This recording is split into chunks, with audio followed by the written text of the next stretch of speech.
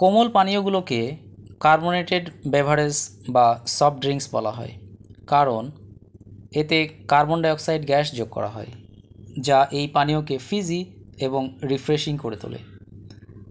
আমাদের আজকের ভিডিওতে জানব কেন কোমল পানীয়কে কার্বনেটেড বেভারেজ বলা হয়। কোমল পানীয়, যেগুলোকে আমরা সাধারণত সফট ড্রিঙ্কস বা ফিজি ড্রিঙ্কস নামে চিনি, সেগুলোকে কার্বনেটেড বেভারেজ বলা হয়। কিন্তু কেন এই নামকরণ? এর পেছনে কিছু কারণ রয়েছে, সেটি আমরা এখন আলোচনা করতে চাই। কার্বনেটেড বেভারেজের মূল উপাদান হলো কার্বন ডাইঅক্সাইড গ্যাস। এই গ্যাসটি কোমল পানীয়ের মধ্যে দ্রবীভূত বা মিশ্রিত অবস্থায় থাকে, যা এই পানীয়টিকে ফিজি এবং বুদবুদ করে তোলে। এই প্রক্রিয়াকে বলা হয় কার্বনেশন। কার্বন ডাইঅক্সাইড পানীয়র মধ্যে দ্রবীভূত হয়ে কার্বনিক অ্যাসিড তৈরি করে, যা পানীয়টির স্বাদ একটি হালকা ফ্লেভার যোগ করে থাকে। আপনি যদি আমাদের চ্যানেলে নতুন হয়ে থাকেন, তাহলে চ্যানেলটি সাবস্ক্রাইব করতে পারেন এবং ভিডিওটি ভালো লাগলে আপনি এটি শেয়ার করতে পারেন। আমরা এখন দেখব যে এই সফট ড্রিঙ্কসগুলোকে কার্বনেশন কেন করা হয়।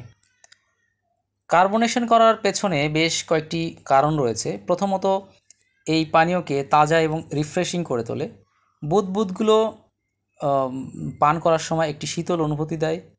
দ্বিতীয়ত, কার্বন ডাইঅক্সাইড একটি প্রাকৃতিক প্রিজারভেটিভ হিসেবে কাজ করে, যেটা এই পানির স্থায়িত্ব বাড়ায় এবং সেই সাথে এর ভেতরের যে ক্ষতিকারক ব্যাকটেরিয়া আছে, এই ব্যাকটেরিয়াগুলোকে তৈরি হতে বাধা দেয় বা এটাকে ব্যাকটেরিয়া এখানে তৈরি হতে দেয় না। কার্বনেশন পানীয়টির স্বাদে গুরুত্বপূর্ণ ভূমিকা পালন করে। যখন আপনি একটি কার্বনেটেড ড্রিঙ্কস বা সফট ড্রিঙ্কস পান করেন, তখন এই বুদবুদগুলো ফেটে যায় এবং মুখের মধ্যে একটি সূক্ষ্ম ঝাঁকুনির সৃষ্টি করে এবং এই পানীয়টির স্বাদকে আরও বেশি তৃপ্তিকর করে তোলে। কোমল পানীয়র ইতিহাসে কার্বনেটেড বেভারেজের ভূমিকা অনেক পুরনো। 1767 সালে ডক্টর জোসেফ প্রিস্টলি প্রথম কার্বন ডাইঅক্সাইড কে পানির সাথে মিশিয়ে কার্বনেটেড পানীয় তৈরি করেন।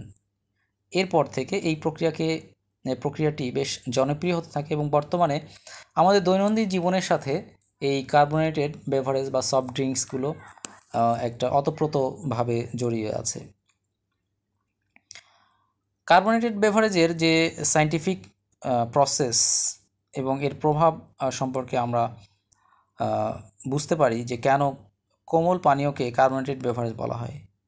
এটি শুধুমাত্র একটি নাম নয়, বরং এর পেছনে রয়েছে এই ড্রিঙ্কসের স্বাদ, তাজা অনুভূতি এবং এটিকে অনেক দিন ধরে প্রিজার্ভ করে রাখার একটি প্রক্রিয়া। আশা করি আপনারা এখান থেকে জানতে পেরেছেন যে কেন এই ধরনের ড্রিঙ্কসকে আমরা কার্বনেটেড বেভারেজ বলে থাকি। ভিডিওটি ভালো লাগলে এটি শেয়ার করতে পারেন, কমেন্টসে জানাবেন ভিডিওটি কেমন লাগলো এবং অবশ্যই চ্যানেলটি সাবস্ক্রাইব করতে ভুলবেন না। অসংখ্য ধন্যবাদ সবাইকে।